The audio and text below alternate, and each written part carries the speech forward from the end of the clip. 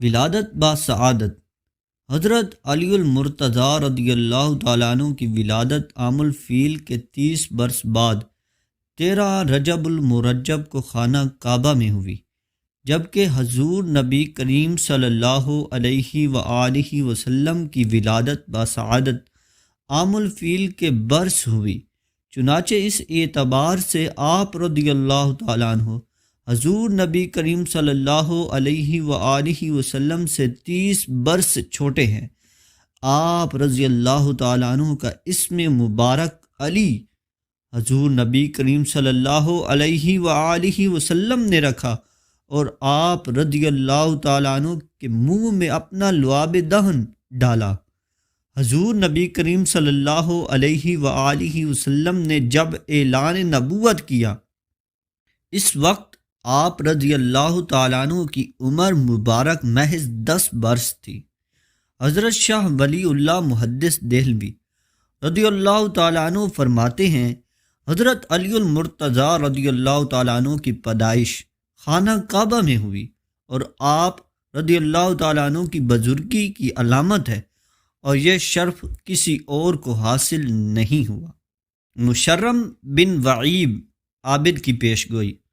منقول ہے یمن میں ایک عابد جس کا نام مشرب بن وعیب تھا رہتا تھا، اور یہ عابد اپنی عبادت کی بنا پر شہرت رکھتا تھا۔ اس عابد کی عمر 190 برس تھی، اور وہ اکثر بارگاہ خداوندی میں یہ دعا کرتا تھا، اے اللہ اپنے حرم سے کسی متقی شخص کو میرے پاس بھیج کہ میں اس کی زیارت کروں۔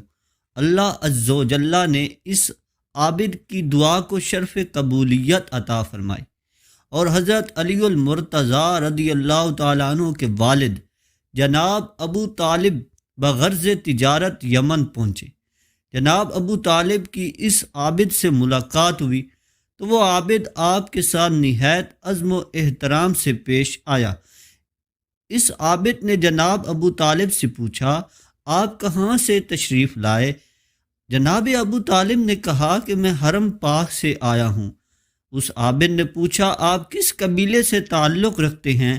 جناب ابو طالب نے کہا، میں قریش سے تعلق رکھتا ہوں، اور قریش کی شاخ بنی ہاشم سے ہوں۔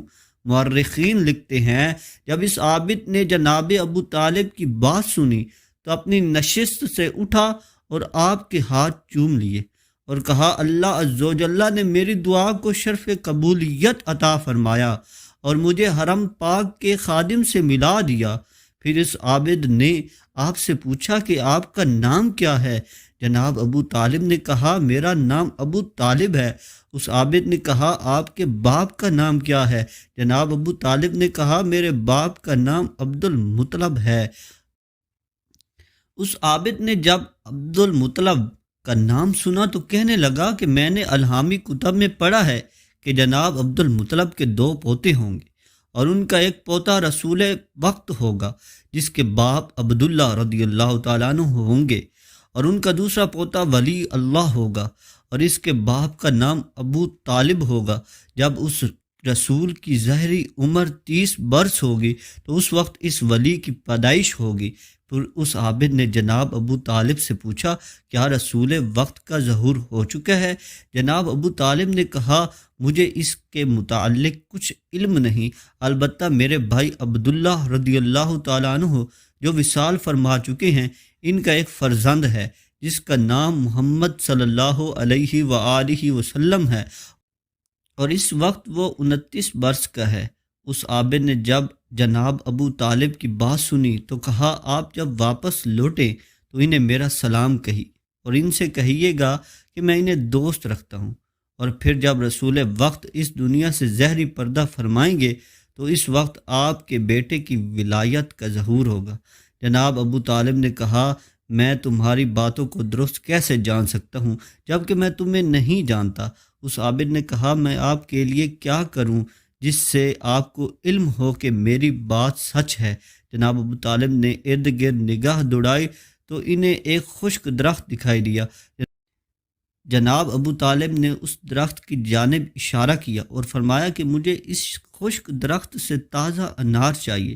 اس عابد نے بارگاہ الہی میں یوں دعا کی، الہی میں نے تیرے رسول اور تیرے ولی کی منقبت بیان کی ہے، تو مجھے اپنے رسول اور ولی کے صدقے سے تازہ انار عطا فرما دے۔ اس عابد نے جیسے ہی یہ دعا مانگی وہ خشک درخت اسی وقت ہرا بھرا ہو گیا، اور پھر اس عابد نے ہاتھ بڑھا کر اس سے تازہ انار اتارے اور جناب ابو طالب کو دے دیے۔